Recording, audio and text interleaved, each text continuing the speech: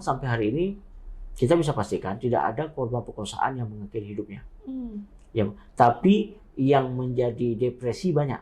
Depresi adalah gini, dia tidak bisa lagi hidup ceria seperti anak-anak dan perempuan lain pada umumnya, tapi dia menjadi pemurung, kemudian menjadi sedikit ketemu orang menjadi was-was, ketemu pelaku dia asal ketemu pelaku kan tadi udah menyelesaikan hukuman nih. Tiba-tiba jumpa, dia menjadi sangat histeris ketika jumpa lagi dengan pelaku seperti itu.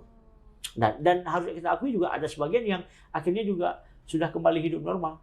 Jadi ada beberapa klien kita ketemu, malah dia sudah sangat happy, sudah sangat senang dengan keadaan dia sekarang dan melupakan yang kejadian dialami kemarin. Hukum di Aceh bisa kita bilang untuk melindungi kekerasan itu udah cukup komplit lah, Bang. Komplit, aturannya sudah cukup bagus. Sudah cukup bagus. Berarti, nah kalau hukum ini sendiri kan dia masyarakat awam itu kan nggak tahu gitu, Bang. Berarti memang harus ada sosialisasi atau segala jenisnya untuk masyarakat gitu. Ya, harus memang diintenkan supaya masyarakat paham bahwa juga ikut bersama melindungi korban-korban perkosaan. Malah kami pernah berinisiasi seperti ini. Di anggaran desa, kita harus akui anggaran desa di Aceh secara gamblang per desa itu banyak.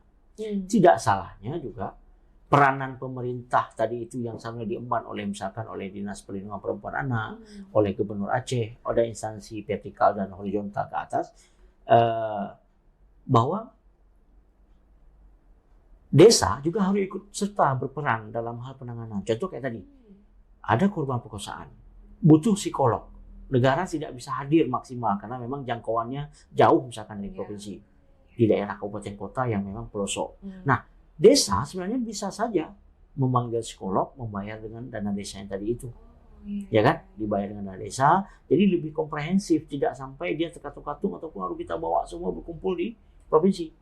Nah, kami mendorong itu supaya gini, desa peka bahwa kewajiban terhadap perlindungan perempuan anak itu sebenarnya juga tanggung jawab desa.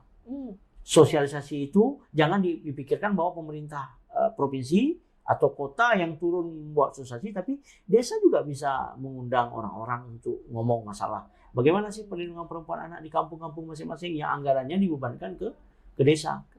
Nah, bisa saja seperti itu. Nah, kita lagi dorong itu, ada beberapa desa binaan kita di Aceh Besar dan Banda Aceh. Kita lagi dorong bagaimana caranya desa membuka ruang dulu lah.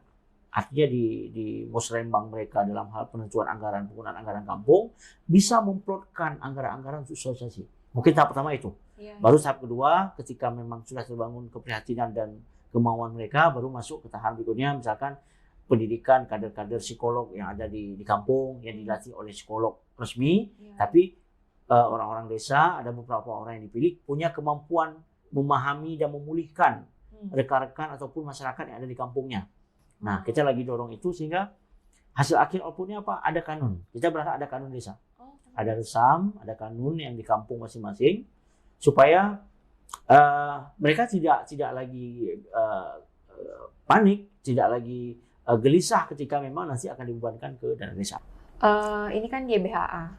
Nah, untuk pemerintah itu sendiri, dari YBHA itu apa nih yang harus dilakukan pemerintah untuk meminimalisir angka dari kekerasan itu sendiri? Kalau dukungan pemerintah kita harapkan untuk korban-korban perkosaan, sebenarnya yang paling penting dan utama hari ini adalah adanya rumah aman yang komprehensif. Nah, itu kita berharap itu. Jadi karena amanahnya dari kanun, undang-undang sudah mengamanahkan kepada pemerintah daerah, sehingga pemerintah daerah, provinsi dalam hal ini misalkan menganggarkan, membuat secara serius dan komprehensif. Ini udah masuk ke akhir acara nih, Bang. Ya, makasih banyak kepada Bang Rudi atas ilmu dan infonya seputar dengan YBHA. Nah, terakhir nih, Bang. Abang ada pesan apa untuk masyarakat terkait dengan kasus kekerasan? Kalau saya berharap masyarakat jangan melihat bahwa kasus perkosaan itu merupakan hal yang biasa.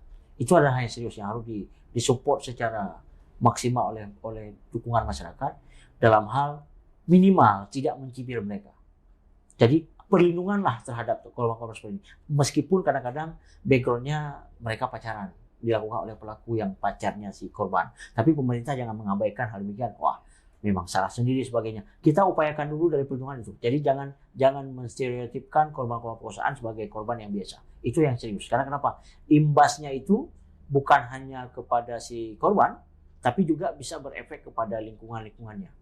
Jadi pembiaran terhadap pelaku perkosaan, dia akan bisa melakukan mengulangi lagi kepada korban-korban lainnya. Sehingga kalau ada upaya dukungan masyarakat yang sudah peka tadi, sedikit saja ada bau-bau ke sana, jadi masyarakat sudah peka. Oh, ini nggak bisa nih. Karena harus kita akui ada elemen pendidikan, elemen pengajian, tempat-tempat ngaji, kemudian orang-orang terdekat dengan korban itu malahan potensi melakukan perkosaan ataupun pelecehan terhadap perempuan dan anak, dan tadi itu dalam konteks isu itu peluangnya besar. Ya, lebih besar. Jadi ketika masyarakat peka, ada indikasi agak-agak aneh, langsung bisa ditekan supaya jangan sampai mengalir. Oh, sudah ada bau-bau aneh nih. Jadi masyarakat bisa langsung tegur. Jadi sehingga tidak sampai terjadi yang perbuatan yang kita takutkan tadi itu. Nah, jadi bisa langsung dicegah oleh masyarakat. Demikian.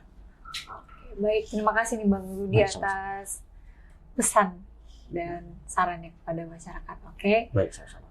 Sekian podcast kita hari ini. Terima kasih. Assalamualaikum warahmatullahi wabarakatuh.